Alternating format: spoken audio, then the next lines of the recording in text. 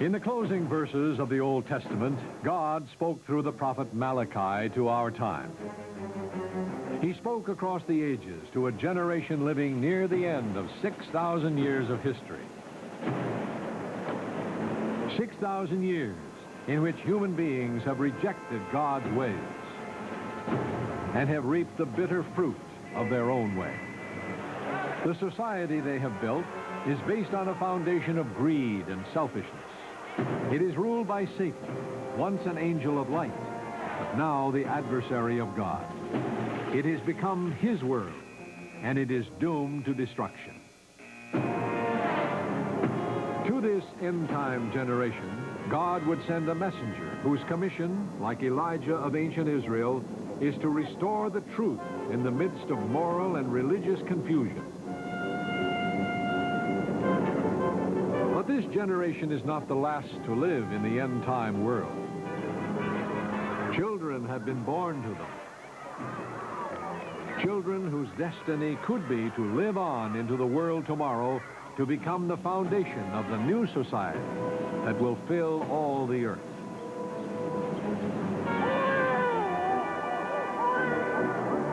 Against these children, Satan has waged a relentless and insidious war to destroy their potential and rob them of their destiny.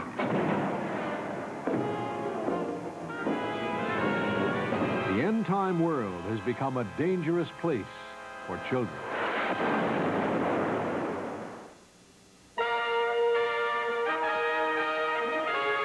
The World Tomorrow. The Worldwide Church of God presents Herbert W. Armstrong, internationally recognized ambassador for world peace, visiting prominent leaders around the globe, discussing the cause of world problems, and proclaiming the good news of the world tomorrow. Ladies and gentlemen, Herbert W. Armstrong.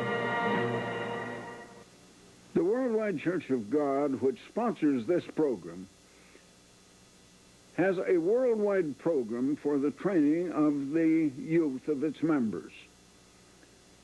Today on this program, I would like to show you some excerpts from a film on the summer camps held by this church in all parts of the world, and I think you'll find it an eye-opener.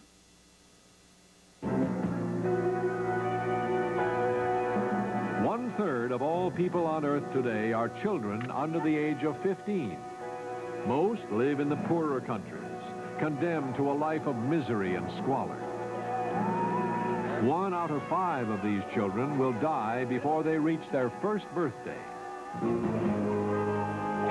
Those that survive may never get enough to eat, may never have clean, safe living conditions, will not receive even the minimum education or treatment for the diseases that will leave millions of them physically and mentally maimed for life. In this world that has made such awesome progress, millions of children and teenagers still are forced to live in inhuman conditions, without opportunity and without hope.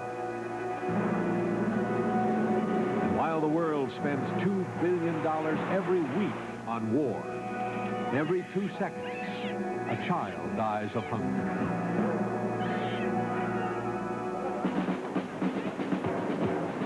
In the developed world, physical living conditions are better. Improved sanitation and medical facilities have greatly increased the children's chances of growing up. But the children of the richer world must face other serious problems, for Satan has flooded their world also with cruel deception and lies.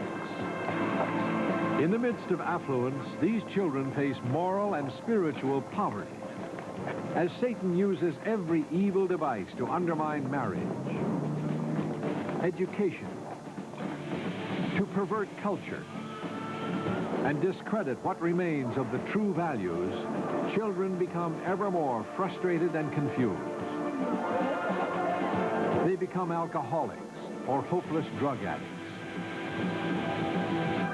They're drawn to bizarre and perverted entertainment. And many are driven to suicide.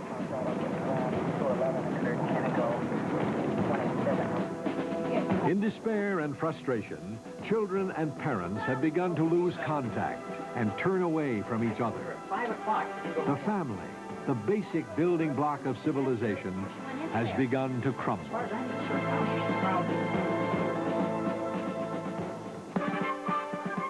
And so, as the human race stands on the threshold of the world tomorrow, God, through the prophet Malachi, gave one more commission to his end-time servant.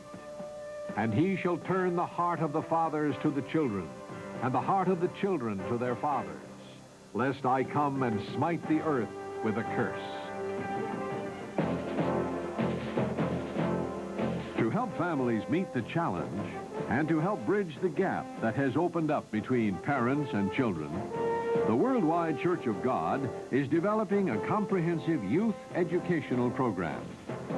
This program, directed by Pastor General Herbert W. Armstrong, is designed to support the parents in teaching their children and to provide positive educational and recreational opportunities for the youth of the church. Youth 84, soon to be in its 5th year of publication, is written to help teenagers deal with the problems and pressures unique to their generation. Its lively, colorful pages show its readers how to live carefully in this world while preparing for the future that God has waiting for them. Through the Youth Educational Services, the church has developed a multi-level correspondence course for children between the ages of 5 and 13. The YES course gives parents a helpful tool to teach their children the basic principles of God's plans, so that they can start out their lives on the right foundation. The individual lessons of the YES course are written by senior ministers and experienced teachers. YOU, Youth Opportunities United, is the Worldwide Church of God's international program for teenagers.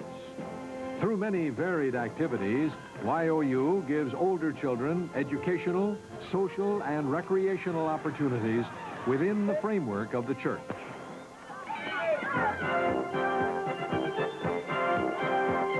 Every summer, hundreds of teenagers have the opportunity to attend one of the summer educational programs that are held in many locations around the world.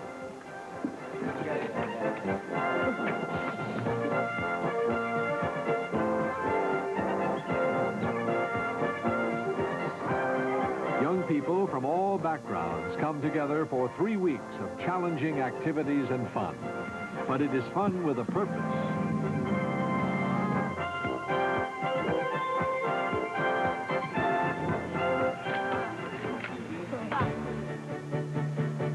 The church's main campsite is located on the shores of Pelican Lake near Orr, Minnesota.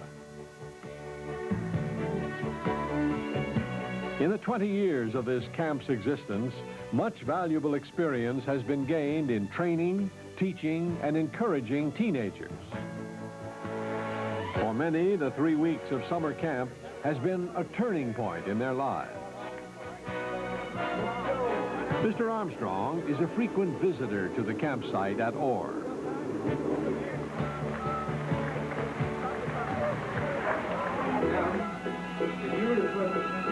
The summer camp is first and foremost a place of education, and Mr. Armstrong has long taught that education should be conducted in an atmosphere of quality. He makes a point of personally inspecting all new facilities.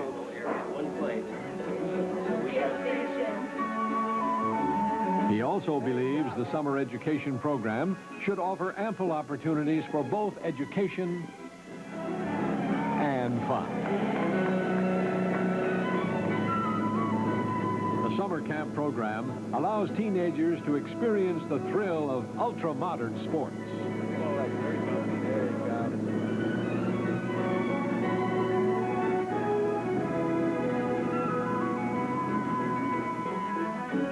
Others can enjoy more down-to-earth recreation.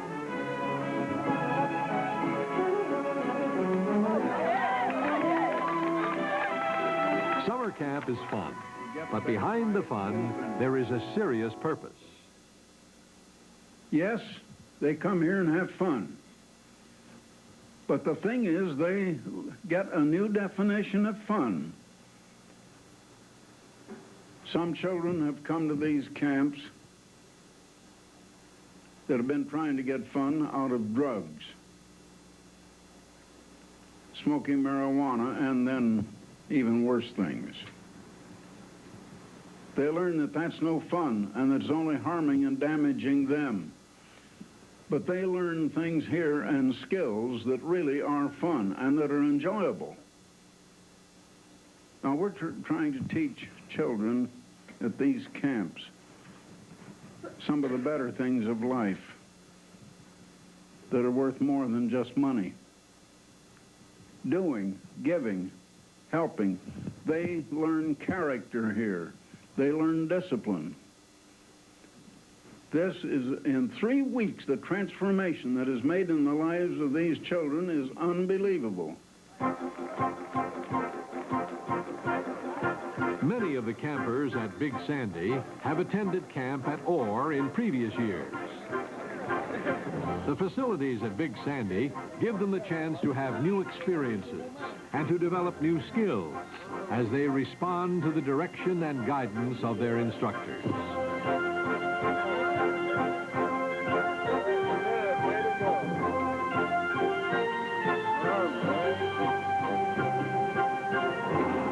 Big Sandy is unique. Since the campers have had previous experience, they are a little older and a little more responsible.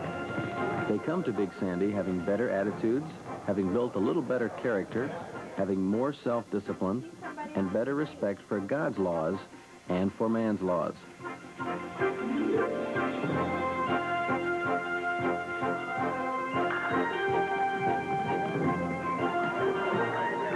The facilities at Ambassador College in Big Sandy are being put to good use during the summer months, in that hundreds of young people are getting a chance and an opportunity to see the campus and to be instructed by the college faculty. It also gives them a chance to see that Mr. Armstrong is not only concerned about their first camp experience, but that he is concerned about their future as well. Now, I've tried to tell you what's the purpose of the church. I've tried to tell you what's the purpose of human life and why God had people created. I've tried to tell you something about who and what God is. Now, I hope it made sense to you, and I hope you can take these things home with you.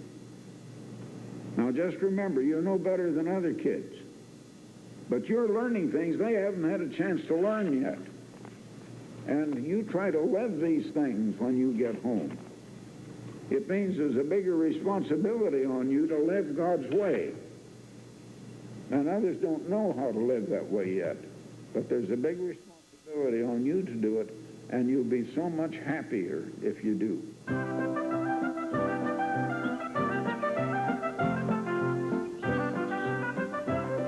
The summer education program for Britain is held on the banks of Loch Lomond in southwest Scotland. Campers from several nations enjoy a variety of exciting activities during the 3-week program. When I first went to SEP 16 years ago, for me it was the fulfillment of a lifelong dream, because I was given the opportunity to do many things I never thought I would be able to do. Things which in Britain were just not available or were simply too expensive for the average person. Today, that is still the case.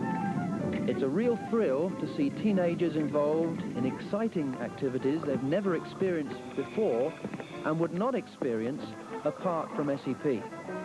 But perhaps the greatest satisfaction to me is to hear from parents after SEP describing the positive effect camp has had on their teenagers. Many are infused and inspired and filled with a sense of accomplishment and simply can't wait to come back the following year.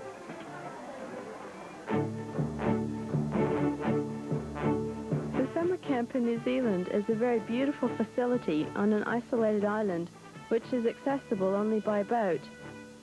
And from there, it is another 15 or 20 minutes by vehicle to the actual campsite. part of New Zealand is still unspoiled. It's almost like entering a new world. The campers are asked not to bring radios, which helps create a very serene and idyllic atmosphere. It's about as close to a millennial setting as I've ever experienced.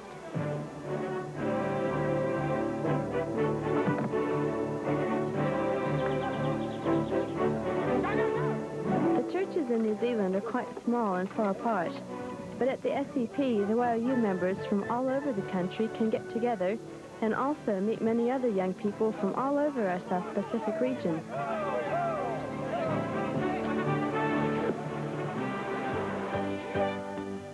Across the Tasman Sea, the Australian SEP is in full swing. A permanent campsite is being developed at Mugara in southeast Queensland. Although Australia is a large continent, most people live in the cities. The SEP camps give the YOU members a chance to meet with other young people from all over the country. Activities like riflery, horseback riding and water skiing give the campers a taste of the outdoors and a chance to work together in challenging situations. They might have to persevere while learning to ski behind the screen of a high-powered boat, or perhaps concentrate on keeping their balance as they do a headstand on the water. Maybe it's enjoying the tranquility and sense of achievement of running before the breeze while windsurfing. Some campers try their hand at golf, or learn a handicraft, while others go to the rugged cliffs near Lake Mugara to learn rock climbing. Rock climbing is an exciting sport once you've learned the proper techniques and pay careful attention to the rules. It teaches courage, coordination, and attention to detail. Lessons that once learned pay rich dividends in less precarious aspects of life.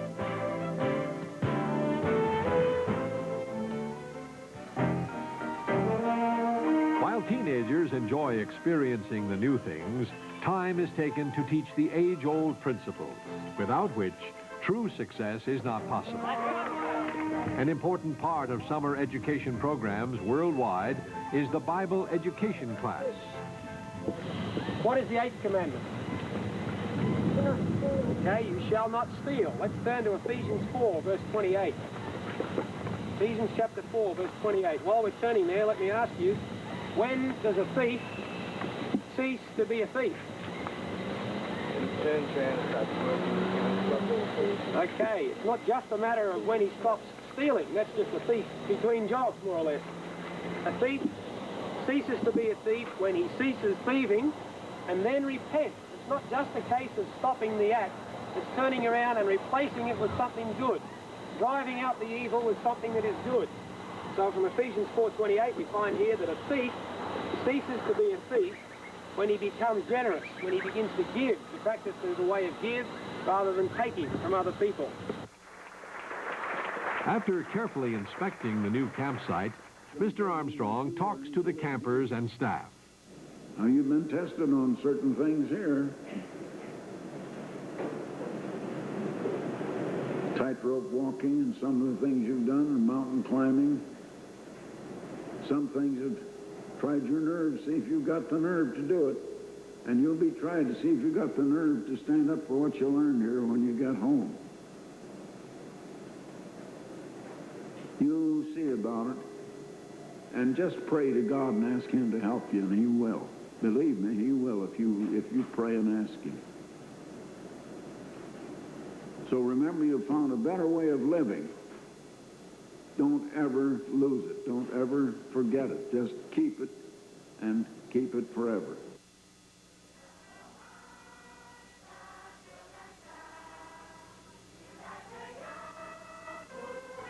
In the French province of Lorraine, near the little town of Morin, 80 children and teenagers from several European countries enjoy a summer education program, French style.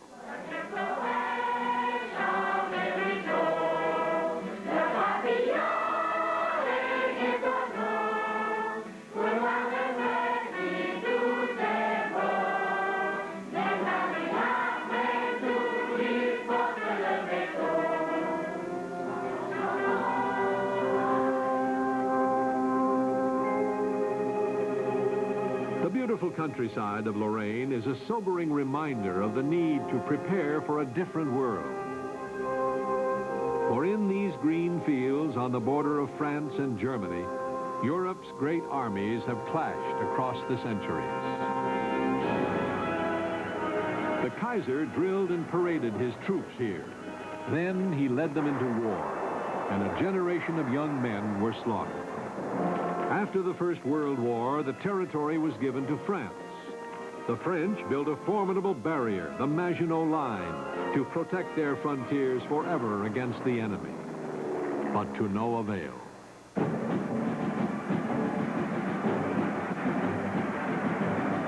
Adolf Hitler promised his people 1,000 years of national greatness as he taught the children the arts of war and sent them to fight his battles.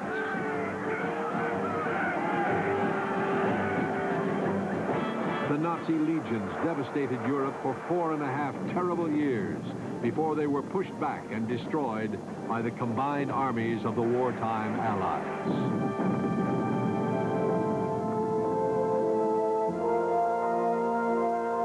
Only a few miles from the campsite at Morange is the war cemetery of Saint-Avold.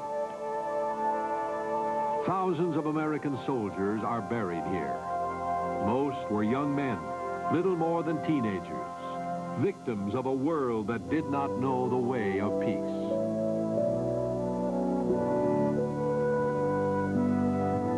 It is sobering for the young YOU members to visit this cemetery.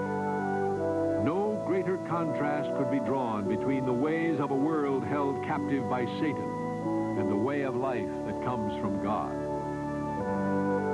Satan's world has brought 6,000 years of misery and death.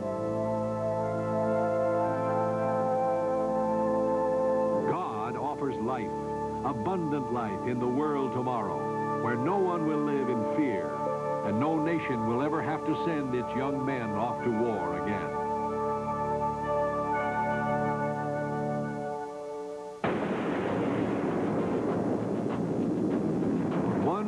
Conflict still lies ahead for the human race, a war in which terrible weapons will be used. So great will be this war, so devastating the power that will be unleashed, that unless God intervenes, no flesh would be saved alive. But God will intervene and bring the dazed survivors into the world tomorrow to begin a new way of life. What kind of a world will they inherit? Once lush farmlands will have become barren wastelands.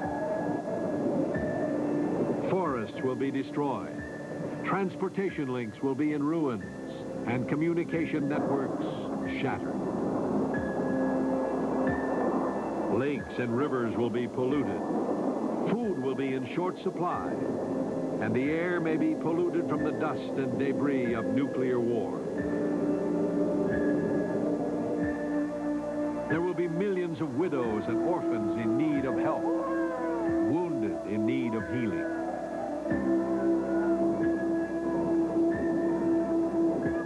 This world's great cities will lie in ruins and their industries destroyed.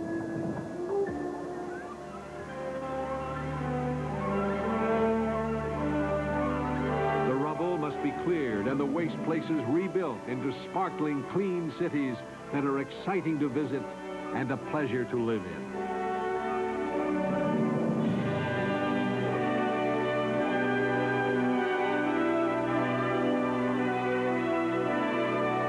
And so a new society will fill the earth.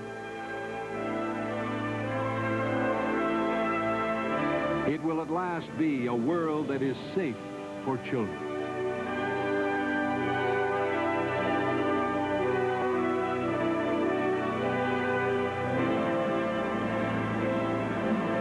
We are on the threshold of a new world when the knowledge of God's way of peace will cover the earth as the seas cover the ocean bed.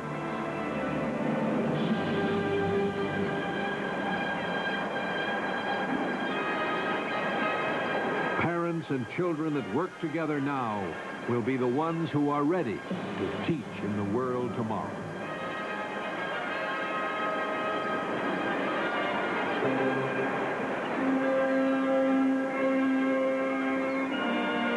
He shall turn the hearts of the fathers to the children, and the children to their fathers.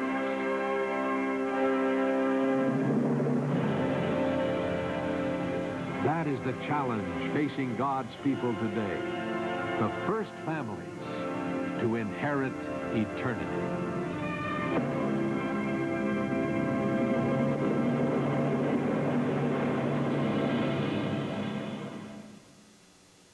Now, I have a most intriguing booklet for you on the wonderful world tomorrow, what it will be like.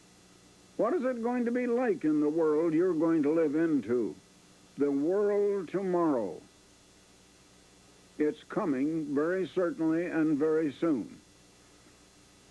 So I'd like to send you this booklet, The Wonderful World Tomorrow, what it will be like. There's no cost, no charge, no obligation, and no request for contributions or money. Now also, I would like to send for the youth who might be listening in, Youth 84. It's a wonderful magazine for teenagers. For those that are young and have been young and remain young, and it's one that thousands of young people are reading all around the world already. Now, I'll give you 1 year's free subscription, no subscription price.